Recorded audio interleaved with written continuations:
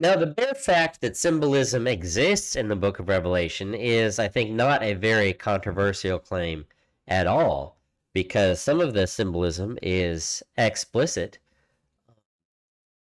In right there, fresh out of the starts in chapter 1, John sees, he has a vision. He sees a voice that was speaking to him. On turning, I saw 7 golden lampstands. By the way, it's not necessarily a vision. He may have seen this directly. Uh, I saw 7 golden lampstands, and in the midst of the lampstands, one like a son of man. And then in his right hand, he held 7 stars. And as often happens in apocalyptic literature, the one seeing a vision or transported to some other worldly situation asks an angel or a divine being or a man near, what's going on? I don't understand what I'm seeing. And in this case, the Son of Man himself speaks to John and says, "Let me tell you, as for the mystery of the 7 stars you saw in my right hand and the 7 golden lampstands, the 7 stars are the 7 angels of the 7 churches, and the 7 lampstands are the 7 churches." So there's some symbolic representation. When you see a lampstand, it's talking about a church. And when you see an angel or a star, it's talking about an angel of the church. So as long as we're talking about lampstands, this harkens back to Zechariah. Revelation is making reuse of some of the imagery from Zechariah chapter 4. Zechariah saw a lampstand and he saw 2 olive trees, and he likewise is confused by what he saw, and so he turned to the angel and asked him, and doesn't get a clear answer the first time, and so second time I asked him and said to him, "What are the 2 branches of the olive trees which are beside the 2 golden pipes from which the golden oil is poured?" He said to me, "Do you not know what these are?" I said, "No, my lord." Then he said, "These are the 2 anointed ones who stand before the Lord of the whole earth." Now, it's interjection here. We might wish for more information. Okay, these are the two olive trees are the 2 anointed ones, and who are the 2 anointed ones? That's controversial. A lot of people will say it's Zerubbabel and Joshua.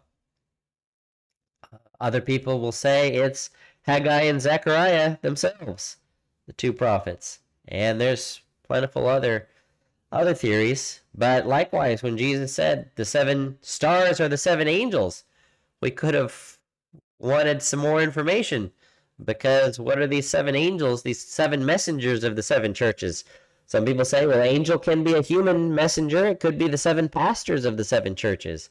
A lot of people say that angels in Revelation are almost always beings from the spirit world, like we usually think of the word angel. Pardon me. In English. And so in all of these cases, an interpretation is given that gives us one notch more clarity, but we might have wished for more. There's still more interpretive work to do on what are these angels of the 7 churches? What are these 2? Are these 2 anointed ones? But in any case, there's some level of symbolism for sure going on. Daniel, we spent a lot of time in Daniel chapter 7. There were 4 beasts in Daniel. And then, again, Daniel is perplexed and anxious at what's going on. So he approaches one of the figures near to him. This is the recurring theme. The visionary is like, I need some help here. What am I seeing? What am I hearing? What's the meaning of it? And he told me and made known to me the interpretation of the things. These 4 great beasts are 4 kings who shall arise out of the earth. So we're not meant to understand that Daniel is prophesying about some literal lion with eagle's wings. He's not prophesying that there's going to appear isn't there a bear in here? The lion stood up on his feet like 2 legs. Daniel's not prophesying that there's going to be a beast, a bear that had 3 ribs in its mouth. The 4 beasts are 4 kings, symbolically represented by beasts, because As we talked about before, kings have a beastly dimension to them. In particular, they certainly act like beasts and terrorizing and bringing fear upon those around them. One of their primary controlling mechanisms, and if insofar as they follow the original prototype beast from Genesis 3, the serpent beast, who was more crafty than all the beasts of the field, they follow the image of the one that they follow and listen to. So symbolism is there in Scripture, especially apocalyptic literature, which Revelation is the climax of apocalyptic literature in the Christian Bible.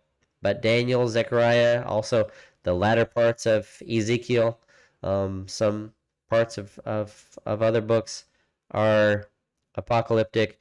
We frequently find symbolism that is explicitly noted as symbolism. So a lot of agreement that symbolism is uh, certainly exists in apocalyptic literature. The question is how much. So my claim in the earlier video was that this use of the word semino may indicate that the whole book is intended to is communicated via semaphores, via flag signals that communicate symbolically. Whether or not that's true, in any case, it's inevitable that there is certainly symbolism to some extent permeating through the book.